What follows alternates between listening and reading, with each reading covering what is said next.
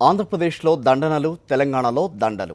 కమ్యూనిస్టులతో Telugu Desam party ద్వంద్వ వైఖరి ప్రదర్శిస్తోంది. ప్రజా సమస్యలపై తెలంగాణలో పోరాటం చేస్తున్న సిపిఎంకి మద్దతు పలికిన టీడీపీ ఏపీలో మాత్రం వారిని అరెస్టులు చేసి తన రెండు కళ్ల సిద్ధాంతాన్ని ఆచరణలో చూపుతోంది. కామ్రేడ్లతో టీడీపీ ద్వంద్వ వైఖరి. తెలంగాణలో సిపిఎంతో కలిసి తిరుగుతున్న టీడీపీ, ఆంధ్రప్రదేశ్లో కమ్యూనిస్టులను దూరం పెడుతున్న టీడీపీ, ఏపీలో ధర్నాలు చేస్తే అరెస్టులు. టీడీపీ రెండు నాల్కల సిద్ధాంతం మరోసారి తేటతెల్లమైంది.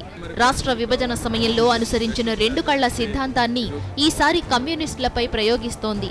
తెలంగాణలో సిపిఎం చేపట్టిన మహాజన పాదయాత్రకు టీడీపీ సంపూర్ణ మద్దతు ప్రకటించింది.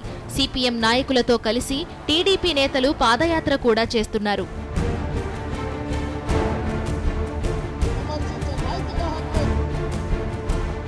తెలంగాణలో సిపిఎంతో చెట్టాపట్టాలేసుకుని తిరుగుతున్న టీడీపీ అధికారంలో ఉన్న ఆంధ్రప్రదేశ్లో మాత్రం మరో తీరులో వ్యవహరిస్తోంది. ప్రత్యేక హోదా సహా ప్రజా సమస్యలపై అక్కడ పోరాటం చేస్తున్న సిపిఎం నాయకులపై నిప్పులు చెరుగుతోంది. ఛాన్స్ దొరికితే చాలు వారిని అరెస్టు చేస్తున్నారు.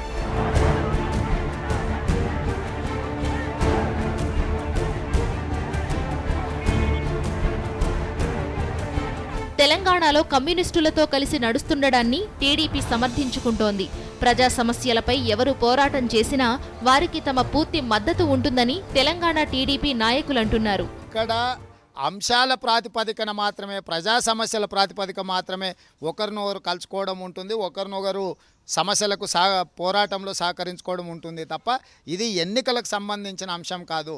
ప్రజా సమస్యల మీద ఎవరు పోరాటం చేసినా, ఈనాడు తెలంగాణలో రైతులను ఆదుకోవడానికి, విద్యార్థుల ఫీజు రియంబర్స్మెంట్ కోసం, దళితులకు 3 ఎకరాల భూమి కోసం, అదేవిధంగా గిరిజనుల రిజర్వేషన్ కోసం, మైనారిటీల రిజర్వేషన్ల కోసం, డబుల్ బెడ్రూమ్ ఇండ్ల కోసం ఎవ్వరు పోరాటం చేసినా తెలుగుదేశం పార్టీ సహకరిస్తుంది.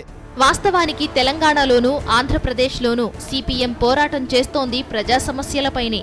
టీడీపీకి మాత్రం తెలంగాణలో చేస్తున్న ఉద్యమంలోనే హేతుబద్ధత కనిపిస్తోంది. ఏపీలో బీజేపీతో పొత్తు పెట్టుకుని కేంద్రంలో మంత్రి పదవులు అనుభవిస్తున్న టీడీపీ తెలంగాణలో బీజేపీని దూరం పెట్టినట్టే కనిపిస్తోంది. రెండు నాల్కలు, రెండు కళ్లు, కొబ్బరి చిప్పల సిద్ధాంతాన్ని ప్రవచించిన టీడీపీ ఇప్పుడు రెండు పార్టీల కొత్త సిద్ధాంతాన్ని రూపొందించిందని రాజకీయ విశ్లేషకులు అంటున్నారు. ఏ సతీష్ కుమార్, కరస్పాండెంట్.